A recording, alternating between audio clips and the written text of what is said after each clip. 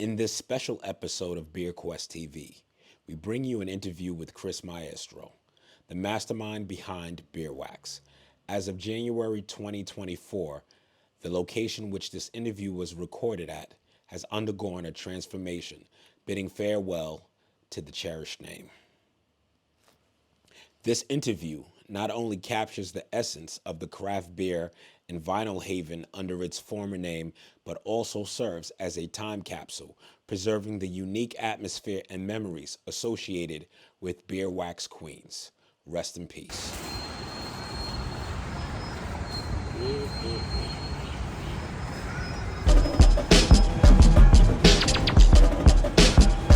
Yeah, so you BierQuestTV, the return. We call it Star Wars. What happens when the shots ring out? It's called Star Wars. We call it Star Wars.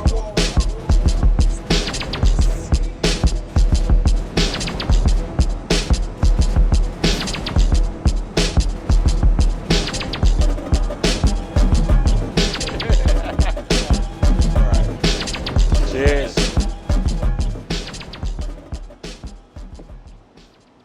Oh, that's great. That's good, y'all. All right. All right. You ready? We're here with Hops and Soul, Mr. BierQuestTV. I'm here at the illustrious BierWax Queens with no other than Chris Maestro. Oh, yes. So, we're going to start from the genesis.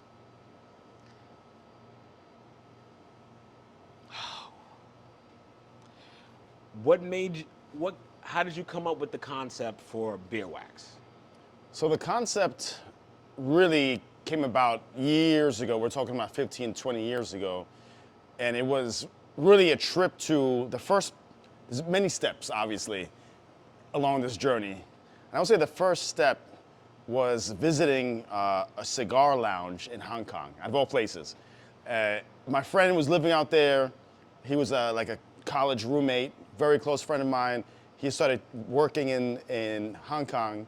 He's like, Chris, come out. Went with my boy JB. We went out there.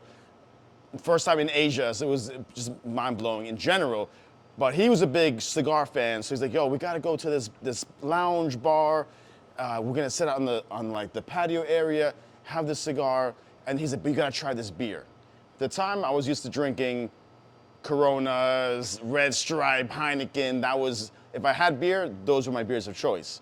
And that's all I was really exposed to. And we're also talking about early 2000s. So Wow. It wasn't yet a proliferation of craft beer in New York City.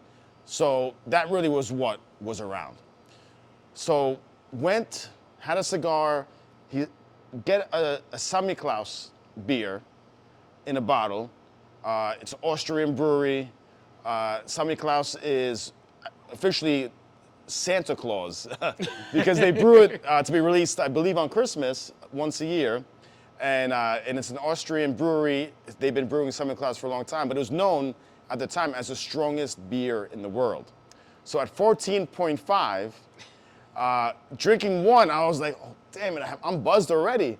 And I wasn't even, used to drinking something so strong in terms of just one beer. What is a Corona, like 4%? Yeah, you just crushing them back to back. Yeah, back so I'm to back. having this one, and I'm like, I got a strong buzz, but we ordered another one, so forget it. But forget it. Forget the idea that I was like pretty twisted off of two beers. It was more about the flavor profile. I was like, I've never had a beer taste like this. It was officially a Doppelbock, so it was, it was pretty malty. You had, flavors of toffee and dark fruit. Dark in color, not as dark as a stout, but it was definitely a lot more like deep amber. And I was like, wow, it was really kind of a mind-blowing experience to realize that there's other types of beer in the world besides just like the macro beers that I was used to drinking. So I was really on a quest when I got back to find that beer. Right. And it was hard to find because I was going to like all these random places like Peculiar Pub in the Village. There were other bars that focused on a lot of like European imports. Some had Samichlaus and others were like, no, we don't have that, but we have this Belgian strong ale, or we have, this Belgian quad you might like. So that was really the genesis of me discovering other types of beer, particularly craft beer. So that really was the first seed planted, and I think it was like 2004, 2005. And a couple of years later, I went to, rewind even further back, I was a DJ and record collector since my late teens. And that, for anyone that collects records, it's a freaking obsession. So once you start, it's like you can't stop. I was a teacher in New York City public schools, so I didn't have a lot of excess capital. But anytime I had a little extra money, I would go to the record store, whichever one in New York City, flea markets at the time. I was living in Chelsea, so they had a whole bunch of flea markets like in vacant like garage spaces on weekends. So I was just collecting and collecting and collecting, and I started DJing after. I was more in like collecting records because I was a producer. I was trying to learn how to produce, and I was collecting samples, and then I had enough money to buy my second technique. So, because I was a broke teacher. I couldn't just like, all right, I'm buying 2 techniques and a mixer. It took me about a year to save up money to buy my second technique. So I gotta ask you a question. Was your first turntable a technique? No, it was probably like a Radio Shack turntable. Something that was so, bare bones and that could literally, like a belt drive turntable. I was just listening to the records. If you try to scratch, you're gonna destroy the turntable. Mine's was the Gemini BD10. It was Yes. like in the back of the Source magazine. It was $100 for one. I hustled that. Had a Gemini mixer that would break every 3 or 4 months. If I just invested in the Vestec, I would have been good for 3 years. Yep. But so I understand that journey, being a DJ and a previous DJ and a vinyl collector, because you're not a DJ unless you're spinning again. But we'll get back to me later on that. Yeah. So can I ask you, what was your first DJ name? My first, a lot of people don't know this. My first DJ name was DJ Maestro. Oh. And it became that because I was a teacher. And I was hanging out with the graffiti crew called TCK, Top City Crew, and our headquarters was Barbito's Footworks. Oh. So Barbito had a store, if you know Stretcher Barbito Garcia had a store in Lower East Side called Barbito's Footworks. And our crew, TCK, would hang out there. I was in college, a lot of my crew members were still either in high school, some weren't in college, just writing graffiti, but when I graduated, I became a teacher right away. I was literally like 22 and I was a public school teacher. Wow. So they were like, yo, this guy's a teacher. So it was one cat who named me Maestro, was Siege. He's from Uptown. And that became my DJ name. Oh, Maestro, Maestro, like that was my DJ name.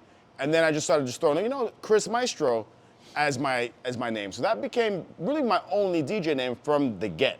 And became my government name eventually. So a lot of people don't know, and I guess I'm putting it now out there, for all the YouTubers. But that was at first my DJ name, and then became my government. Wow. Yeah. So you pulled like a Kanye, like my name is just officially Ye. Exactly.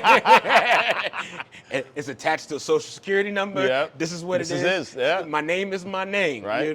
Yeah. So going back to the story. So the obsession with records came first. Mid-20s, got into craft beer. So now I had these dual passions running really side by side. But it was rare that I would go to a place and hear great music, a craft beer spot, or see folks that look like me for that matter, when I started getting into craft beer. So it was a little bit jarring to like walk into a space and realize like, oh yeah, I'm like the only person of color here. So that was something that was also in the back of my mind. But it wasn't until I was in Amsterdam with some friends. Again, it was like probably a summer trip because I was off from teaching, had a little bit of money saved, and went to a bar called Café Duvel in Amsterdam. And it was known as a hip hop bar. And it's still around. But this was, I would say like 2007, there was already, most DJs at that point were using Serato. Most DJs had converted to a digital format, whether CDJs or Serato with a turntable and their laptop. that DJ was just rocking vinyl. And at that time, I was like, yo, this is a novelty. People don't use vinyl anymore to spin. But even more, to be in a bar setting, listening to great hip hop with the DJ spinning vinyl, everyone in that bar in Amsterdam, and I would say 90% were folks from Europe. They were playing a Little Brother record and they knew the words. And it blew my mind. I'm like, yo, why doesn't some place like this exist in New York? And I was like, that was really like when it got cemented, the idea that I needed to open up a place like this, but marrying craft beer and my love for vinyl records under one roof. Got a question. Yeah. You said Amsterdam, which leads me to the way how beer is spelled isn't how the Americans spell beer. Yeah. So why is it In spelled? terms of BierWax, right? Yeah. Yeah. I think we were looking at different names in the beginning because we were supposed to be in Bushwick. So the first iteration of like a brick and mortar was going to be called Bushwick Craft. But it was going to be spelled Bushwick like the old school way of Bushwick, with the YCK. So we always kind of wanted to do something that kind of like represented the old way. So like the old traditions. So that's why we wanted to spell it BIER, to really have folks understand like, yeah, we are very intentional about the beers that we have. Of course, we focus more on local craft beer, New York State craft beer, but we also wanted folks to know like, this is, we're not just trying to have a couple of beers just to say we enjoy craft beer. Like we wanted to really hone in on the culture of craft beer. So giving like homage to like the early roots of craft beer in terms of Germany and Europe. But of course, the original roots are African, but in terms of the beer culture of like the Reinheitsgebot and all the things that we really cherish about craft beer, of paying that homage to that lineage too. All right. Oh my goodness, some of the questions I didn't even have to ask because you just dropped the bars in between the sentence. So, kind of like Fight Club, I heard that BierWax only has one real house rule. Can you let the people know what that house rule is? No request, please. I'm glad I didn't have to ask him again. Like, wait, what house rule? No request, please. Listen, it started out very early where I guess the first month of us being open, we opened in our Brooklyn location in December of 2017. And by December, we had folks coming in thinking that it was like a jukebox for them. Like, oh, do you have Barbara Streisand up there? This is one record. I'm like, it doesn't work that way. Like our bartenders and me behind the bar in the very beginning all the time, we're already busy talking to people, trying to, put people onto great beer, and trying to create a mood and a very intentional atmosphere with what we're playing. And then someone's gonna come and say, I wanna hear that. If you do, just go to YouTube or go to Spotify when you get home. But we are trying to have people learn about music and discover things and discover beer. That's why it works side by side. So come to BierWax to try something you've never tried before and to hear something you've never heard before. So that's why whether we have a DJ or it's just us playing vinyl behind the bar, it's no request, please. Trust the process. You don't go to a brewery and be like, hey, you know what? You should drop some more Nectatron hops. No. I'm sure people have said that. They'll go to the brewery like, listen, you should, a little less Citron the next one you do, so. They'll be like, all right, cool, whatever. Yeah. Another thing that I've noticed, not so much in the Brooklyn BierWax, but in the Queens, there's a lot of subtle nods to a certain Lucas property. Yeah, it's not so subtle, I guess. Particularly here, because we have these huge helmets, right? Here, I have partners here, Rudy and Ariel at BierWax Queens, who also are Star Wars fans. In Brooklyn, it really, if you go and have been to the bar, it's really an extension of my home and of who I am, my personality, my culture, the things that I grew up with. And Star Wars is such a foundational part of my life that I wanted some of those elements to live at the bar. There's little Easter eggs in the bookshelf as well. If you go to the back of the Brooklyn location, there's history books, there's books from Che Guevara, like things that represent who I was as a teacher when I was teaching history in the late 90s. So it's really, and it's built that way, particularly both bars, but particularly Brooklyn because it's so small. It's really like, it's like a home. It's a second home. And folks come there, they sit in the couch. It feels comfortable, it feels cozy, and that's what we were hoping for. Oh, cool. No, I mean, this place is obviously bigger, but what are like, is there a particular vibe difference between both? Like when I'm in the Brooklyn one, I kind of feel like I'm going to my boy's crib. We've grown up. There's not really much room for us to do, and this kind of seems like your boy's crib. Once we're adults and we got a bigger place and we could stretch out a little bit more. No, I mean, the size, people come here and they're in awe of like, yo, you can stretch out, there's room to dance, there's like, it's much more spacious in BierWax Queens. But there's that intimacy in Brooklyn where you can walk in and see Large Professor spinning and walk right by him and it's like, yo, I just walked by a legend, like nothing. So they're both very unique. And one thing that's interesting, there was a New York Times article, I believe it was a Times article. It was some kind of mention of both BierWaxes. And I think it was definitely not the Times because they were looking at and trying to highlight other like vinyl record bars. And they mentioned both, which was great. But they mentioned, like, oh, if you want to listen to like some old school hip hop, funk soul, go to Brooklyn. And if you want to hear Bad Bunny, go to Queens. So, so like, you know, that was like slightly a bit of a surprise to read that because that's not what the intention was. But, you know, it has become a little different, right? When you have a second child, that second child has another personality. And I think maybe based on the neighborhood, based on our clientele, you'll never hear Bad Bunny in Brooklyn, never. But you know, I can go probably find the Bad Bunny record here and pull it right now. So sometimes, you know, you have to allow the second child to develop their own personality. And so that's what's happened here.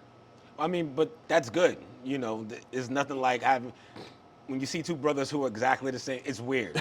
Especially when they're like twins, you're like, what's wrong with y'all? Huh. But when it's like, oh yeah, you know, he's cool, he's like this, but he's off on that. Yeah. Plus, if you had the same exact experience, it would be, and I hate saying this, the only two Gang Starr records I don't like back to back is A Moment of Truth and the album that followed Moment of Truth.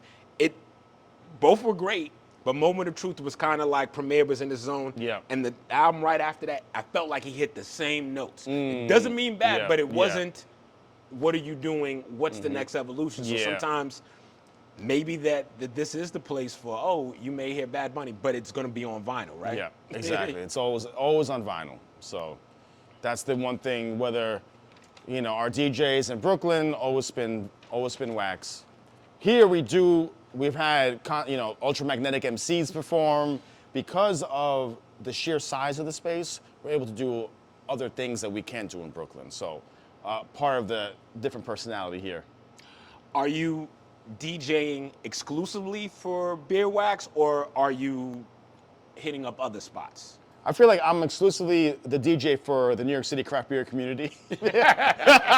Because like I've done this year, I spun at Blocktoberfest for the New York City Brewers Guild, which was a great time. I did Wild East's 3rd anniversary. I DJ at Strong Rope every first Friday of the month. And I'm missing other half a couple of times. I'm DJing other half next month. So I've done a lot of breweries this year in particular, which I enjoy though, because it's rare that I'm gonna have someone come up and ask for a request when I'm spinning at a brewery. People are just enjoying the atmosphere, enjoying the music, drinking something great. So it's been fun to spin at breweries. So that's really kind of been my lane. And also like the party usually ends by 8 or 9. Because breweries close early. Back in the day, in my mid-20s, I was DJing in lounges and clubs, and we were talking about like I'm getting home at 5 in the morning. I'm almost 50. It's not happening anymore. Oh man, what was I gonna ask about?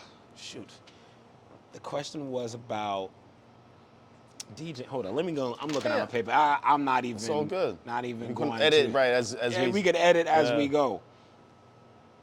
Right. So what I wanted to ask you was, I heard when it comes to music production, I heard in an interview with Havoc from Mobb Deep saying he knows if he has a beat that hits, because after he's made the beat, he can kind of see the color of the beat. When you're tasting craft beer, do you particularly see a color? Do you hear a song? How do you know, besides the taste, that you like something? And is there a visual component to you going, I really like this, and this is what my brain is transmitting? I love that question. I love the fact that you were able to use Havoc in a question about beer, so that alone is dope. And Queens. Exactly, in Queens. I'm born and raised, so. And I'm a very visual person, a visual learner. So I like to imagine I can sip a beer, like I'm really into farmhouse ales, mixed firm stuff, and to be able to taste something that just hits particular notes. Like, I don't know if I'm seeing particular things, because I think maybe if I was doing some hallucinogenics, I would see things, and I've never done any. But yeah, it's to me more of a.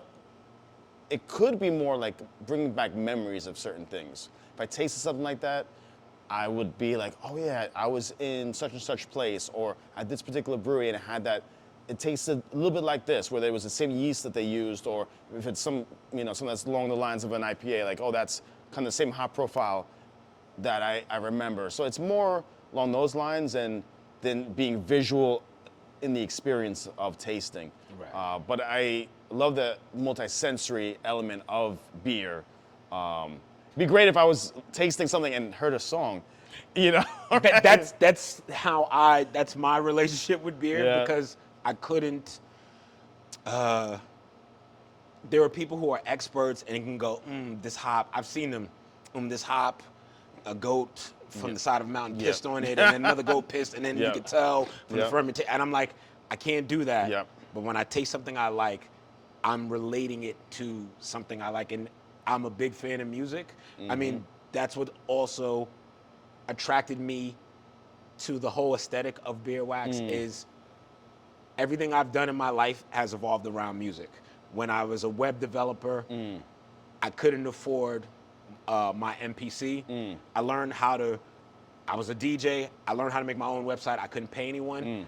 The music was always the driving key for whatever I did. So when I got into beer, music is it. Yep. I've collected, it's almost like buying expensive beers. I remember going to Beat Street, Fat Beats, Rock and Soul, Yes. and having a little allowance, having some money, Yes. and hey, I can go do this, or I'm buying this limited edition record that came out, and all the time buying the records and going and being happy. Yeah. Oh yeah. I love the fact you mentioned Beat Street, because I just pulled Supreme Clientele the other day, and it still has the Beat Street sticker on it, and it says like $13.99 or something. Wow. So if you look up the price of Supreme Clientele by Ghostface, it's nowhere near that price anymore. So it's like, it brought me back to like, I remember. It also makes you wish you would have taken out like a loan to back then to have bought like all those at such a low price, like, because all those hip hop LPs now are so expensive.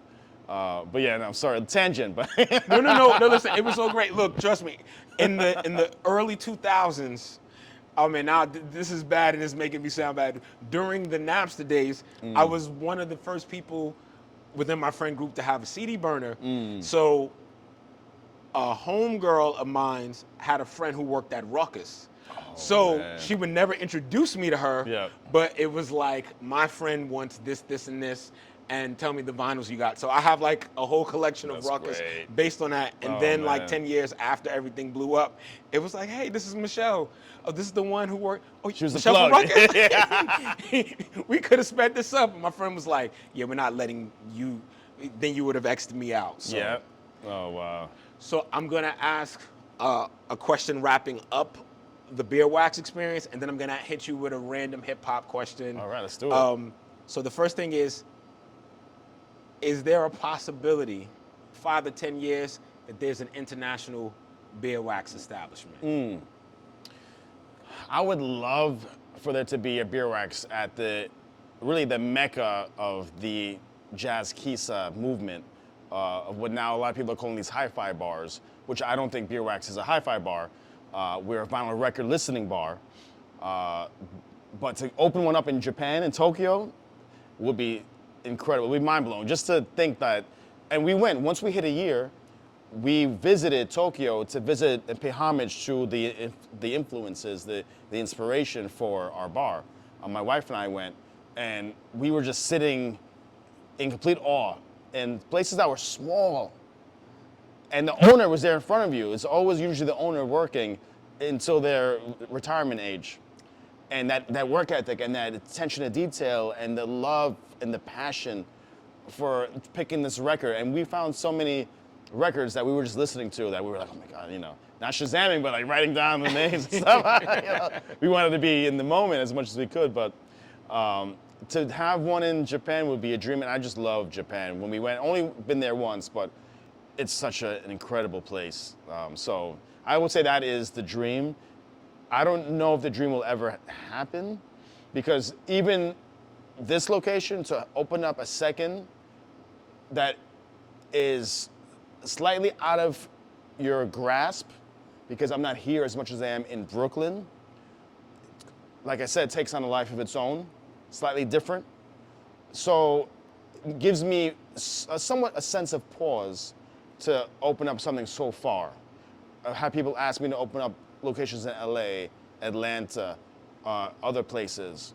And we actually have gone to visit and see locations, but it just feels strange to know, like, oh, I'm only visiting maybe once a quarter because we're just that busy, and I don't have the capital to jump on a plane every week, so, but it would be great. And that's the dream, especially if my wife Yahaira, to like, not to franchise per se, but to try to spread the love a little bit to other cities would be amazing. I mean, you said Texas. I would love it if there was a BierWax and there was just a chopped and screwed night. Wow. And you just walk in and everything is just, and someone's just spinning like that, and you're like, and just being a different experience. Yeah. And they would probably play different records. And that's the thing, because each one could take on its own personality in that sense. And if it's, let's say if it's in Texas or if it's down south, as long as it's on wax, to be able to down south play Jeezy records, right? Some T.I.,